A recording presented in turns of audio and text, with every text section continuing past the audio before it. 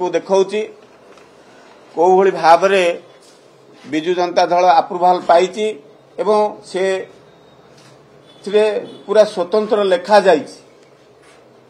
The building shall be used exclusively for office purpose and the use shall not be changed to any other use without prior approval of this authority।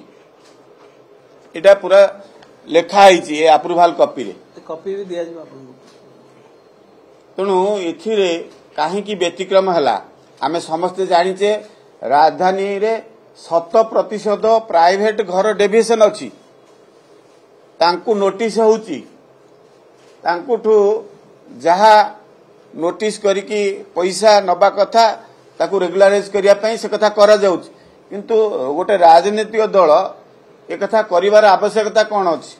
इटा सरकार को ठारू जागा आनिछंती जो उद्देश्य रे आनिछंती सेही उद्देश्य रे न करिकी व्यवहार ताकू किछि समय पई की कार्यालय करिकी पर मुहूर्त रे सरकार गला पर एभली होटल करि दबा उचित हेउची की ए कथा को सरकार के पाखरे आमे दाबी करूचु।